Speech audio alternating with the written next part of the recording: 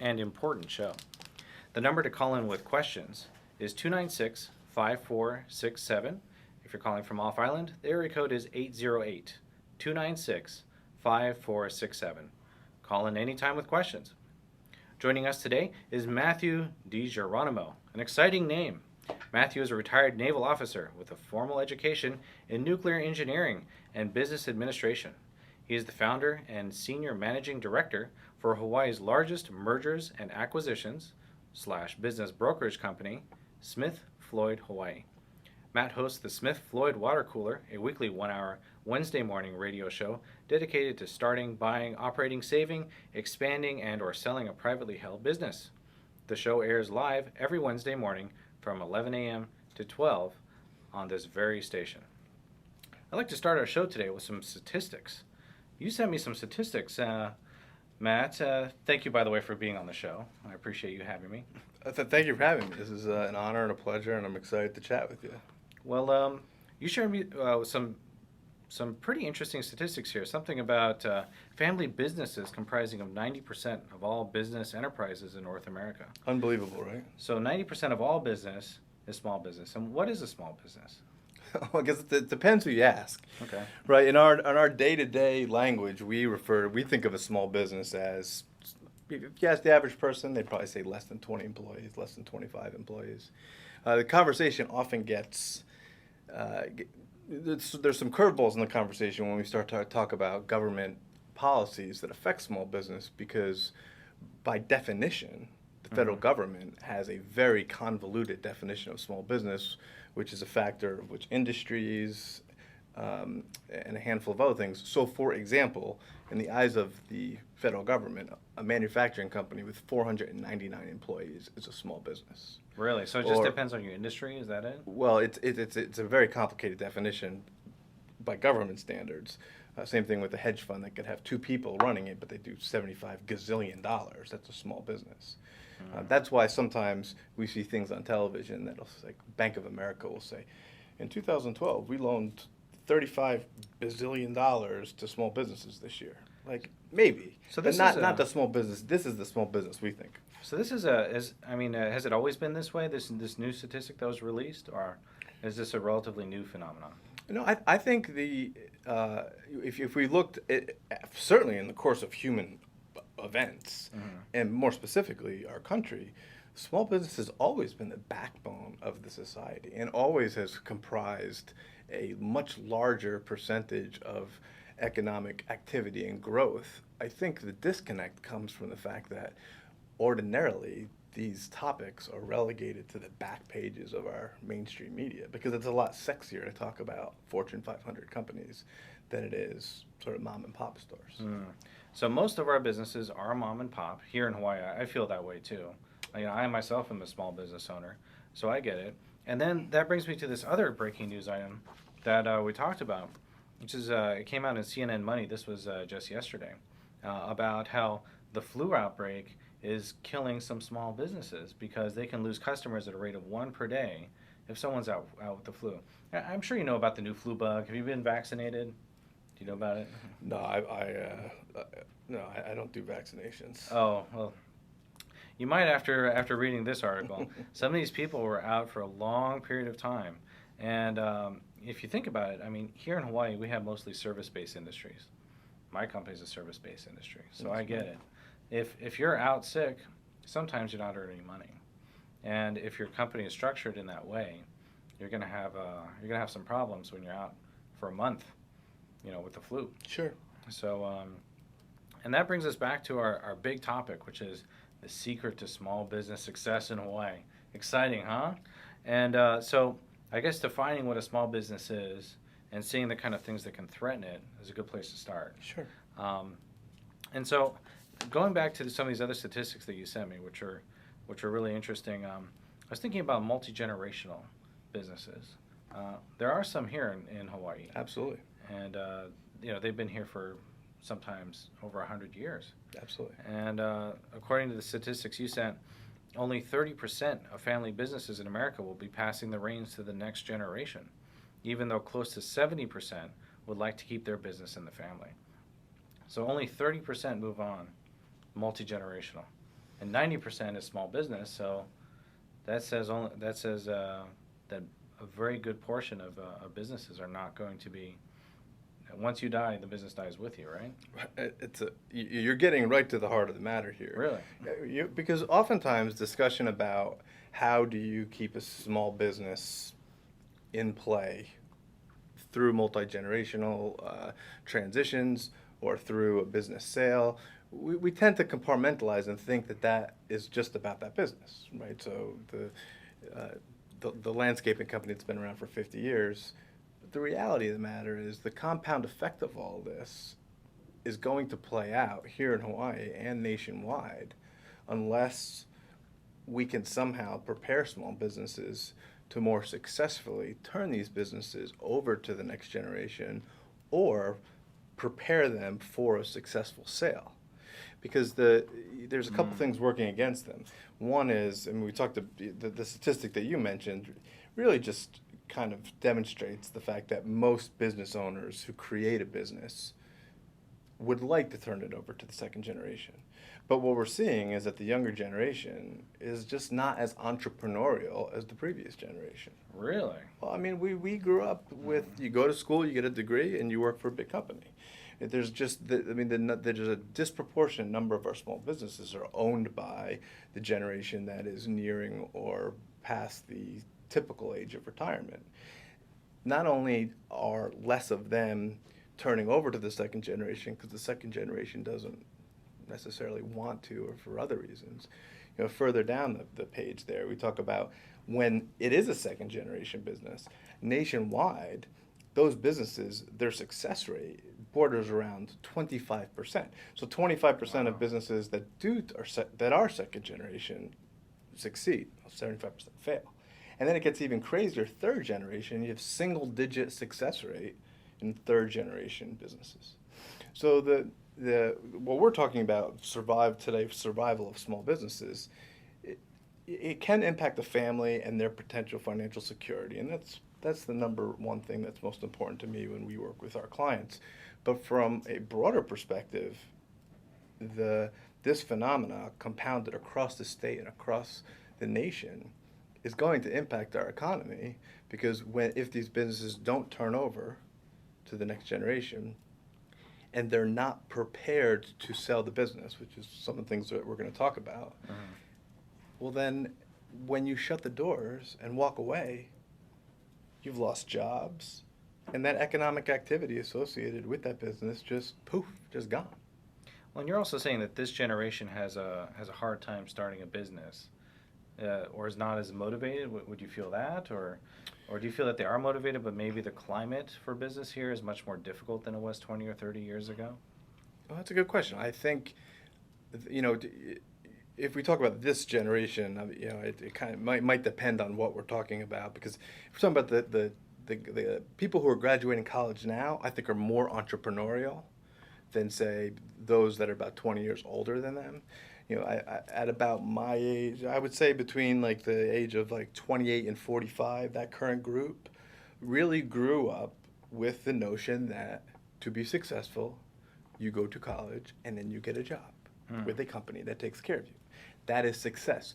Oh, small business? Oh, that's for the kids that were in wood shop and can't figure out how to get a job inside of a larger corporation. That's my personal opinion of why that gap in the age of our entrepreneurs exists.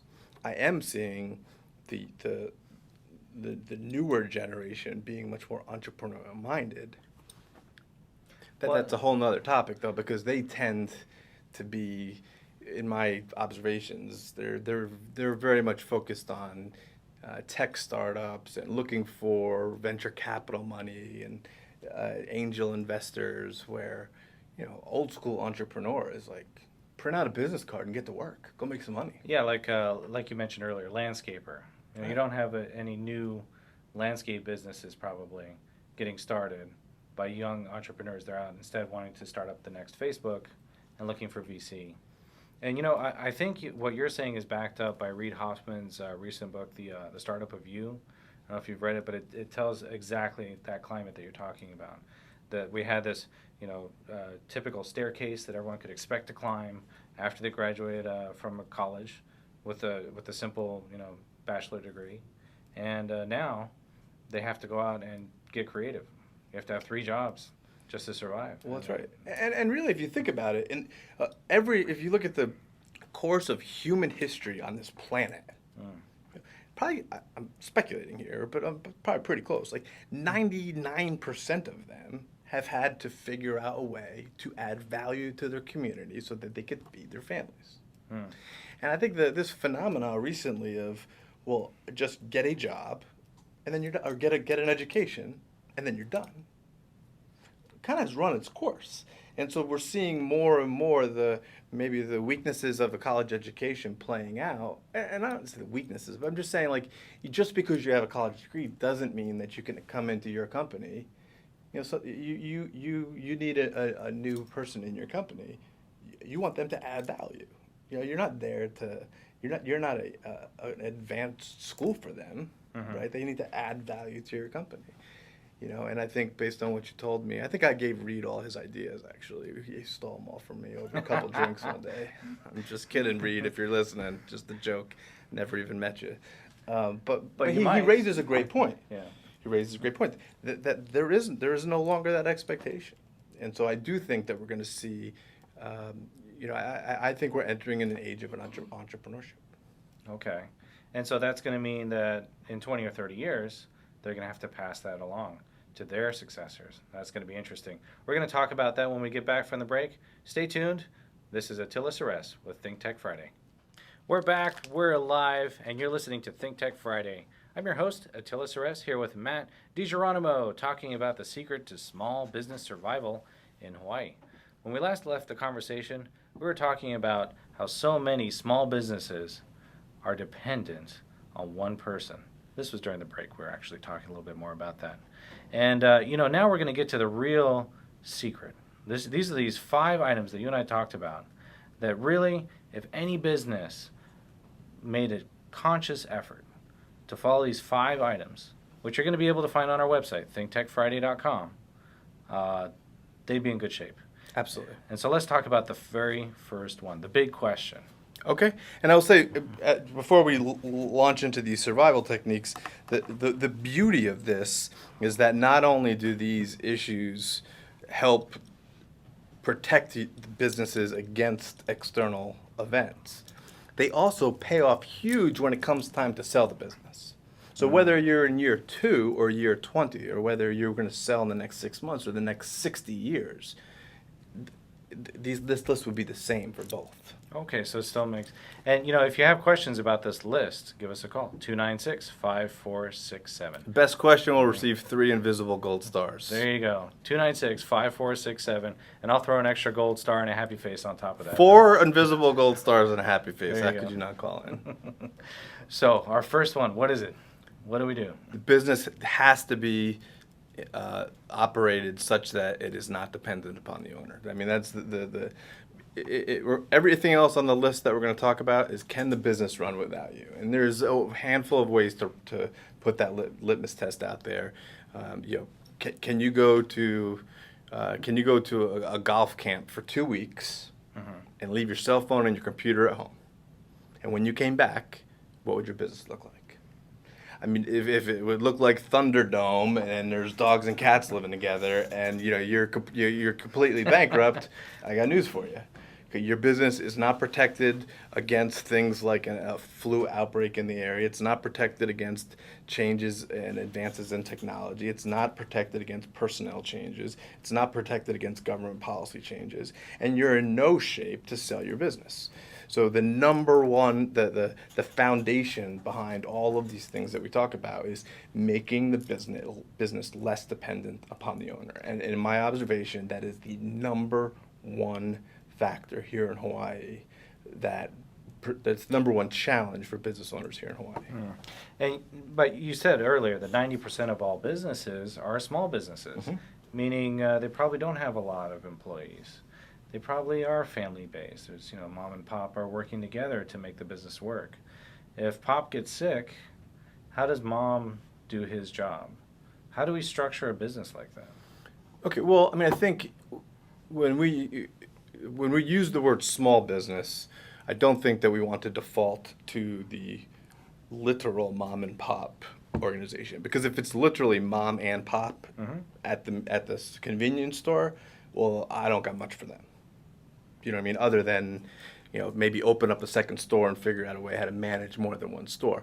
But you'd be surprised. I mean, small and medium-sized businesses. So, that can go, really, that's under an umbrella here in Hawaii. You could be talking about a business that's $20 million in revenue, $50 million in revenue. I mean, there's still businesses that are not accountable to the SEC laws of publicly traded companies, and they still have challenges associated with this. So when we talk about these particular topics, I think we're talking for businesses that have anywhere between 5 and 100 employees. So between 5 and 100 employees, it shouldn't depend solely on the owner, and I think that makes sense. There's enough people to cover. Yeah. But there's a dichotomy here that is challenging to get through, and right smack in the middle as that obstacle is the ego. Right, because when we're a small business owner, there's a part of us that's like, we are the small business owner. I could wear pink slippers to work if I want, and what I say goes, and you do that because that's the way I said you do it. And as a consequence, you become the center of everything. And some business owners gravitate towards that. But what they're actually doing is they're damaging their businesses, and it's certainly damaging their options for the future, either growth or sale of their business. So we encourage our clients to take steps to make the business owner a smaller and smaller asset of the company until it's a negligible asset. Like most business owners are the largest asset of the company. Okay, so would you say that of your clients, because you do mergers and acquisitions, you have people coming in all the time, would you say that most businesses walking in, it's more the exception than the rule, that the owner is the center of the whole operation? I think there's a pretty good distribution. I think there's a decent shaped bell curve that's probably just shifted over. Meaning, yes, the average company has issues with the business owner playing too large of a role. Right. But it's not binary, right? It's not go, no go. We see sort of a spectrum of involvement in the business owners, and sometimes it makes the business unsellable. I mean, the financials are great on paper. Private equity company in California says, "I'll get paid these guys $75 gazillion for the business," and then they come out here and they look around and they realize like there's no policies for anything. I don't even know who's responsible for what. How are the employees trained? And I said, forget it. We're out. Even though their financials are pristine. So that's number 2 on your list. That's right. I gave us a good segue into there that. You go. See? Thank you. I'm working there. I read a book about television interviews last night, so I'm trying to roll some of that stuff in there. Reed, it was actually a draft of Reed's second book. Oh, okay, good. Again, just kidding. Reed never met you. So what is item number 2? Policies and procedures. Absolutely. Policies and procedures. We got Kivanzi in the studio here behind the camera laughing at me, and I'm on him every single day. Every day. I mean, right? It goes from the way we, he writes down brew coffee, and I'm like, okay, I'm brand new. I walk up to the coffee thing. What do? Brew coffee. Like, do you say it to the pot? Brew coffee. I mean, if you're out of it, where do you buy it? Where do we keep it? He says, check to see that there's enough office supplies every day. Really? What do you check? Well, I just check pens, paper. How many pens? How many pieces of paper? And it's ridiculous, right? So I'm being kind of silly here, but the point is, there's no reason why a business with 10 employees shouldn't run with the same standards of exactness as a Fortune 500 company. And unless we are writing down what we're doing. I'll give you an example that you're going to be able to empathize with. Every small business knows this. And I tell my staff, look, this is the red flag, okay? When you hear what I'm about to do, somebody says, red flag, okay, and it sounds like this. Hey, where's how do we do that thing? We've got that client who needs the ABC. How do we do that? I don't know. Paul normally does that. Well, where's Paul? I don't know, Paul's out on the road with, okay, call Paul. He's not answering. Okay, doesn't he have the password though written down underneath? No, I don't think so. Hey, Stacy, you used to have, yeah, the password used to, okay, that's red flag. Red flag, stop. We're off the reservation. This is not the way we run a business. But yet every small business, it deals with those types of situations. That's what Post-it notes are for. Come on. Why else would we buy Post-it notes? You're right. It's either rigid policies and procedures or Post-it notes. One or two, take your pick. But the point is, and yes, sometimes it takes, I'm a little bit extreme in terms of the examples that I give, but my point is that, like, we were talking about the flu. Right. So if I have a business that's going to be hurt because my office manager gets the flu, if it hurts me enough that it like affects my business or puts me out of business, that's natural selection at play. Because my business should not be so weak and so vulnerable to have a loss of one employee affect my business enough that CNN is writing articles about it. Yeah, and this one here in CNN, that one's about care homes. So if someone has the flu, they can't physically go and take care of someone in their home.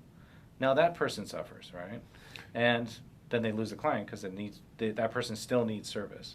So there's always that flow of business. But if you can't match it because you're sick, it all falls apart, right? That's right. But I mean, I would say that at some point every business should be able to say, okay, let's look around us. If any of us got hit by a car tomorrow, would the business still survive? And if the answer is no, why not? And what can we do about it? The reason that normally doesn't happen is because having the luxury of being able to sit around and talk about something like that is something that most business owners don't have. Because I got bills to pay and this guy, and I got to call that guy back, and I have 500 emails, and I got to update my Facebook page, and now the phone's ringing, and so what we end up having, we're a ping pong ball all day long until it's like, until the Fred Flintstone bell rings, and then we go home. So, how do we carve out that time? And again, Zia's gonna laugh here, but I always say you gotta make the routine things routine. As soon as I can make the routine things routine, like we can't have a discussion about the fax machine ever again. Okay, we have a fax. People send faxes. Okay, there can never be confusion about how that thing works. Because it's not just annoying, it's sucking up the resources in terms of the most valuable one, which is time. And our own mental energy. I mean, the routine things have to be routine. If I can get the routine things routine, then I can carve out time to look at vulnerabilities in my company and things like policies and procedures that may be sort of in the margin. So I could have a policy. There's no reason I shouldn't have a policy that says bringing in a temp for my office manager. My office manager calls in sick. I call a temp agency. Most businesses, if a temp showed up, they'd say, like, what do? They'll just answer the phones, and then if they need anything, come get me. Do you know what I mean? Like that's yeah. But, and that's most, right? Right, but if I say, look, your daily responsibilities are here on this page, okay? Yeah, there's your computer. Here are your daily responsibilities. Follow this, read this, and if you have questions, find me. Night and day difference.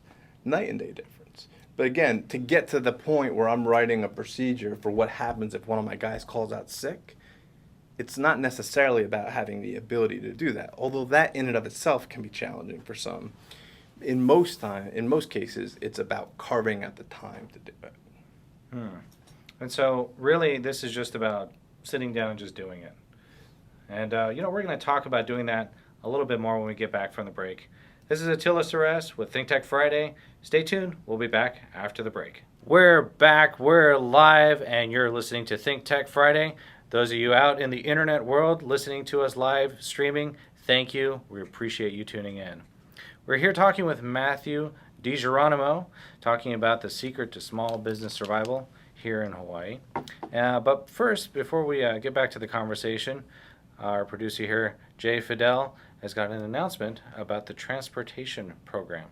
Tell us, what's that all about, Jay? Well, I know you're going to do this anyway, but I want to do a shout out today, actually, Attila, to Leah Rodriguez, to Jack Waters, to Patrick Leonard, our people at KGU who help us. I also want to say that this is a great show, honestly. You know, nice job, Attila. Thanks, Matt, guys. you're terrific. You ought to go on the radio. Actually, Matt. Do you know any good stations that are down here that would? I'm looking for a station. I'm not happy with the one I'm at. I could tell you stories about the management of the station that I'm with right now that would blow your mind. We're not. This isn't on right now, is it? Okay. That's why you got to shout out here once in a while. You know?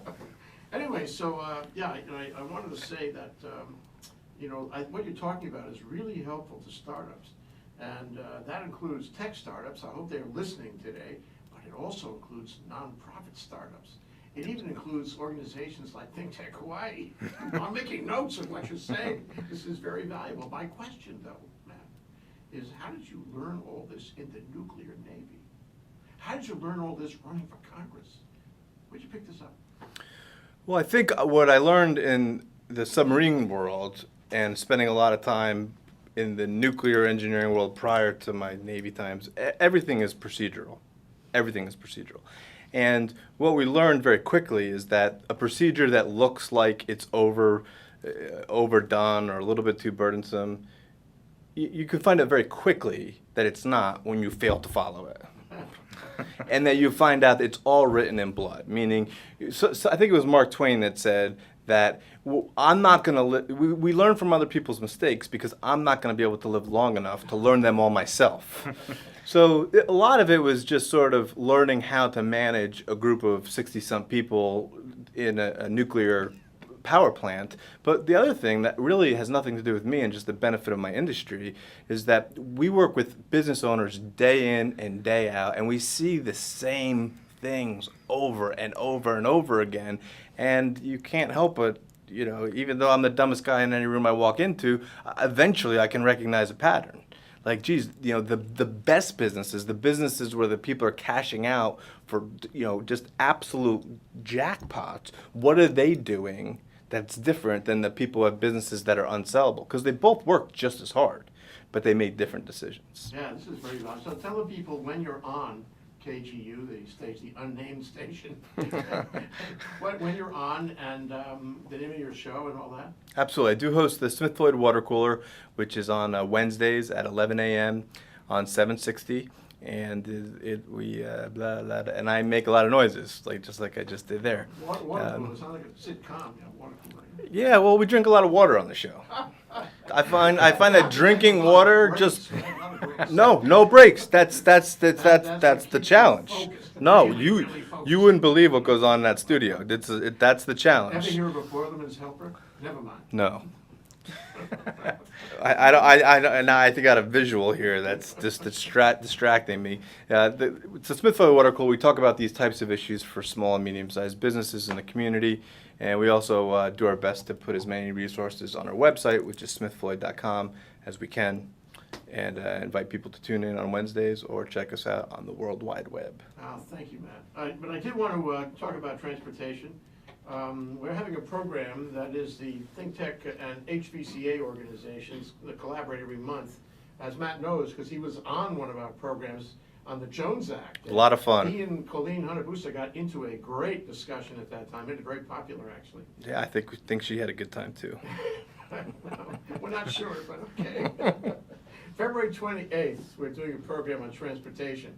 We call it Transportation in Hawaii.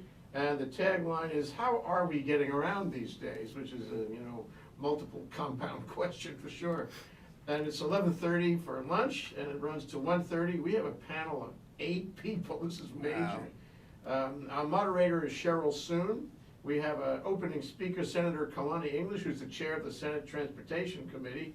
We're going to move fast with 8 people. We have government, we have industry, and we have academia.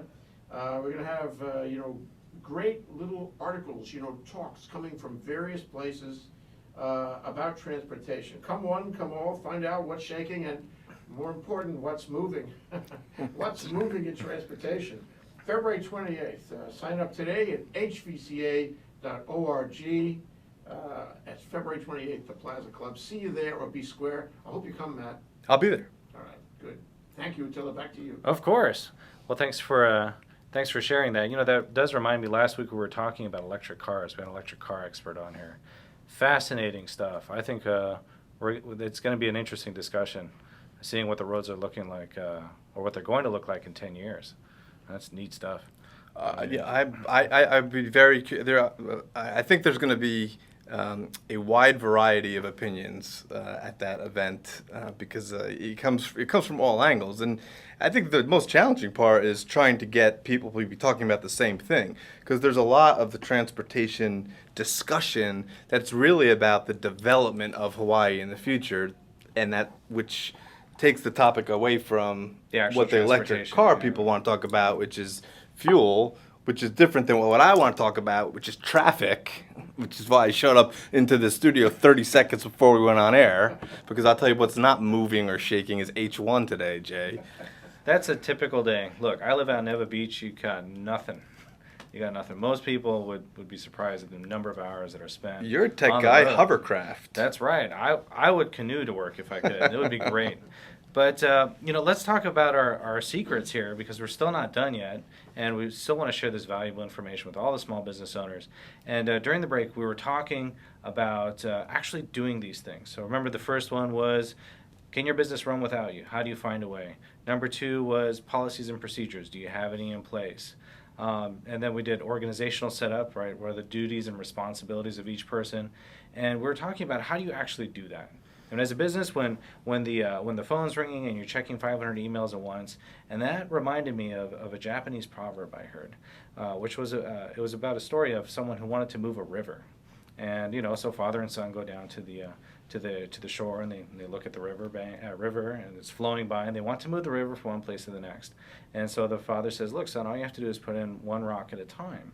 So every day you go down there and you put in one rock, and eventually as the son grew up, he actually moved the river. The flow of the river went a different direction because those slow, directed efforts, daily efforts, made a huge difference in the whole flow of that river. And I think the analogy is, in your business, you can do that every day.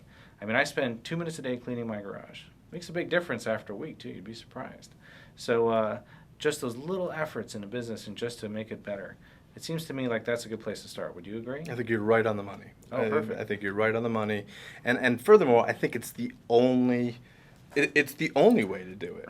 I mean, unless you got one of those, remember this movie that Adam Sandler was in where he had a remote control for life and you could just pause it? And if I get one of those, it'd be awesome, because I'd pause and then I'd unpause some people in the business and say, okay, since everyone else is frozen, let's work on these policies and procedures. But when life keeps coming at you, and business keeps coming at you, and there's invoices to pay, and there's clients to serve, and there's employees that are sick, you normally don't have the time to do the things that I'm talking about. And oftentimes, I think business owners hear this kind of discussion, and they just kind of tune out. And it's not because they disagree with it, but it's just they say, well, you're right, but you know what? I'm going to deal with that when fill in the blank. And it's always something, right? Today is never the right time to do anything, right? There's always a reason to say, well, once revenue gets above this, once we get through this client, once I hire this new person, once so-and-so gets healthy. But that never happens. And you were saying earlier that the businesses that are walking into your office that are acquired for millions of dollars, and those that are not, work just as hard, right? Absolutely. So they work this.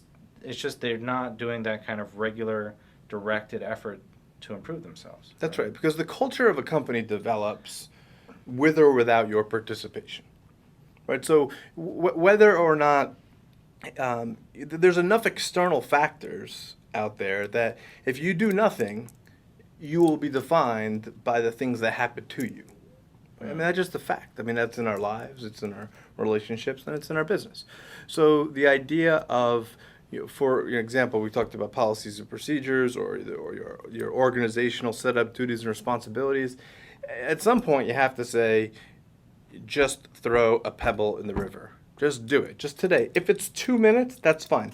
If you can carve out the time to say, can somebody, and watch this, can somebody please make a procedure for how we make coffee? Meaning, why do we ever run out of coffee filters? How could that ever happen? Like, we're a company that makes these high-tech products that put men on the moon, and we run out of coffee filters, and now we have this client coming in, and so-and-so's got to run to the store. How does that happen? And you say, well, come on, Matt. Well, I'll tell you what. Do it. And I did this with Zia earlier today, and I said, okay, I'm going to follow this. Like I'm just some man off the street. And you read it, and you can't do it. The procedure doesn't work. And so it's not about coffee. But it's about developing the culture that gets behind the idea that things have to be written down, and it has to work. Because let's say you take the 10% of businesses that do write stuff down. 60% of them write it down, and then they pat themselves on the back, and then it goes on a book that sits on the shelf, and no one uses it. Or when they do use it, it's outdated, or it doesn't work. Or they say, I don't know, the form's in here somewhere. Right, so I recommend starting with coffee, or starting with how you answer the phone, or how you work the fax machine, just because what you'll find is it is not easy to get people to do even the simplest tasks in a standardized way. And that's important because your clients don't respond necessarily to quality. Clients respond to consistency. We don't go to Starbucks because if you're looking for the best cup of coffee on the island, it's not necessarily Starbucks, but I know what I'm going to get. And so oftentimes consistency, regardless of who's sick, is more important than quality. Sure. I used to travel all over the country. Guess where we would eat all the time?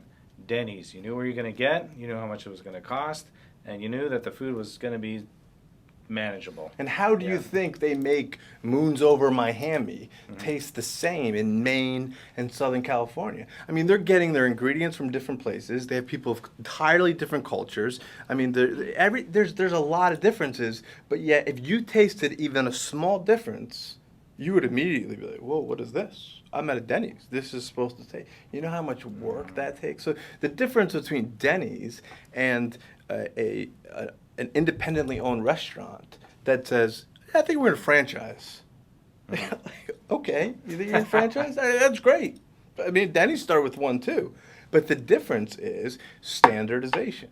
Because as soon as something is dependent upon me verbally telling someone, you do it this way, you could forget it. You're going to hit a wall at a certain amount of growth that you just can't get through. Well, and that goes back to what you were saying earlier about how when people walk into your office and they're ready to sell their company, how do they see it? But you know what? We're going to talk about that in our final segment. Stick with us. This is Attila Seress. We're talking with Matt Digeronimo on Think Tech Friday. We'll be right back. I guess we got. We're back, we're live, and you're listening to Think Tech Friday. I'm your host, Attila Seress. We're talking with Matt Digeronimo about the secret to business survival in Hawaii. Now, when people go to sell their business, they felt they put in their hard-earned years, they're ready to go. What happens? They come to you, and they feel like they should be given a big paycheck and reward for their hard work. Does that sound right? It's a great way to say it, and I think unfortunately, that separates those who have run their business such that there is a big payoff at the end, and those who have run their business where there's not. And as we said before, oftentimes the work, they're working equally as hard, but they're just choosing to do different things. And the difference in the mindset is that there are many business owners who, when they think about selling their business, I think they kind of visualize it almost as if, like, I've run a race, or I've played a game, now it's over, where's my prize? Like, look how well I did. Look at my finance. Look how much money I made.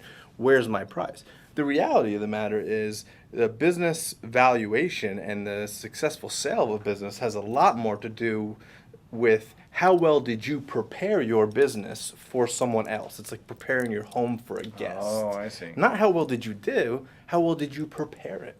Because the number one concern of the buyers of small and medium-sized businesses is that I'm going to buy this business, the owner's going to walk away, they're going to take their friends and family with them, and then I'm going to be stuck with nothing.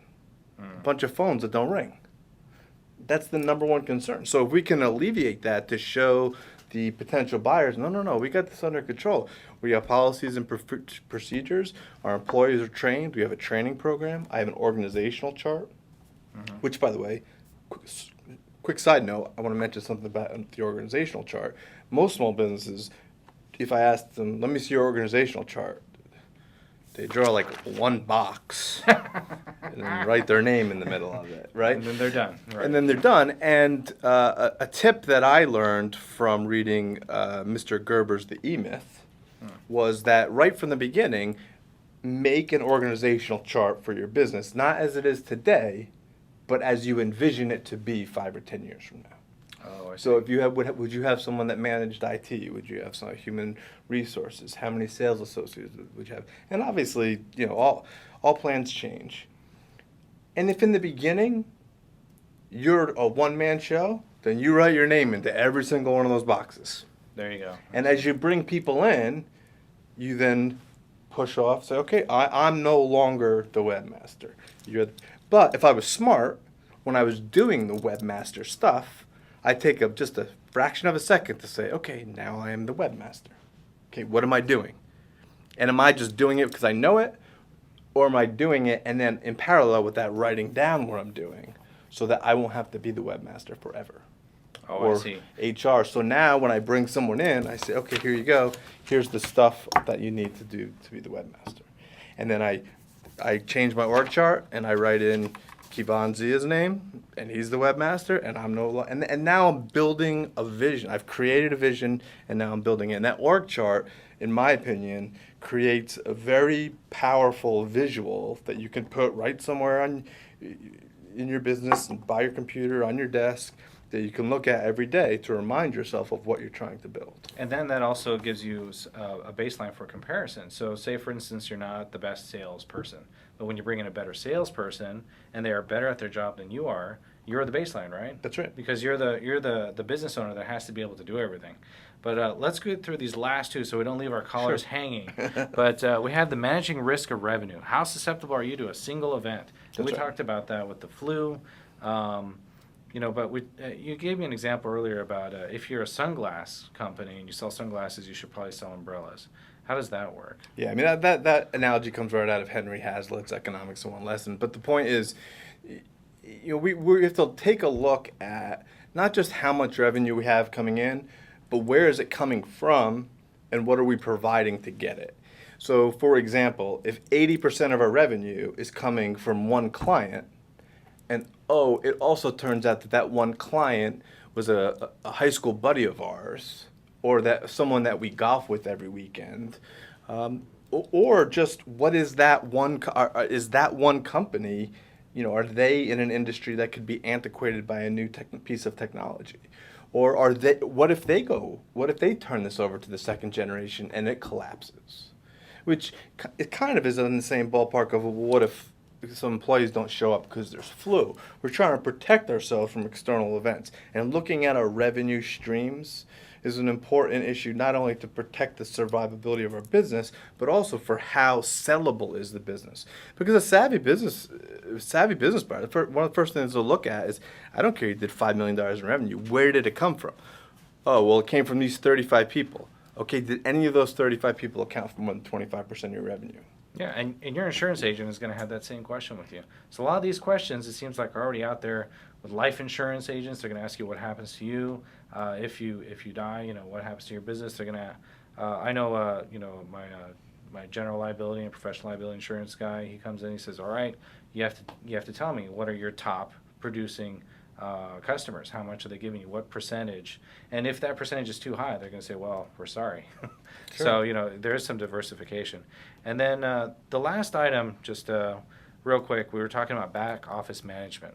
So most businesses focus on the service they provide, but they don't really think about the back office, the HR portion. And what's your solution to that? My solution is determine as a business owner what are the things that only you can do. Okay. And then do those things. Most business owners fall into the trap of doing the things that they can do. Meaning, I can do my books, and therefore I'm not going to bring in somebody else to do it. I will do it myself because I can do it. And I'm not going to hire someone to do my website because I can do it. But are you the only person that can do it? Because usually the thing that makes your business special and the thing that puts your business prepares your business for growth is the service that you provide and the passion of the owner. But like many business owners will tell you is, I don't have time to do the thing that I love to do so much. Like I love painting walls, but I can never paint. I can never go out and paint because I'm stuck with all this other stuff that I have to do. So if I can focus on what are the things that only I can do and do those, bite the bullet on the other things that you can do it. You can drive a car with your feet too. It doesn't make it a good idea, right? I mean, like bring in professionals, pay the money, and have them do it. Take it off your plate if it's not something that you can do in-house. And remember, when we're looking at, does that save us expenses? Most people only think in dollars. We got to think of in terms of dollars and hours being an interchangeable currency.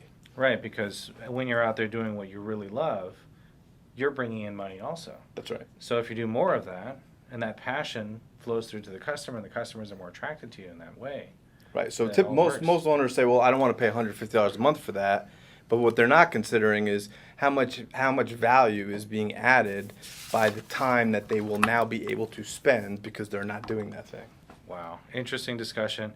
And unfortunately, we are out of time, but this was so much fun. Thank you for coming on to Think Tech. Well, thanks for Really having appreciate me. it. Jay, thanks for having me. It was an honor to be here. If you missed any part of this program, be sure to visit our website to download the podcast. The website is thinktechhawaii.com. That's ThinktechHawaii.com. And if you like our program, go ahead and like us on Facebook. This is Attila Seress, your host for Think Tech Friday.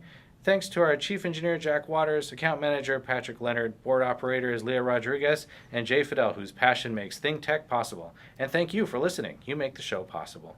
We'll be back next Friday, but be sure to tune in Wednesday with Jay Fidel for more Think Tech. Remember to appreciate life, do good to others, and have a great weekend. Aloha.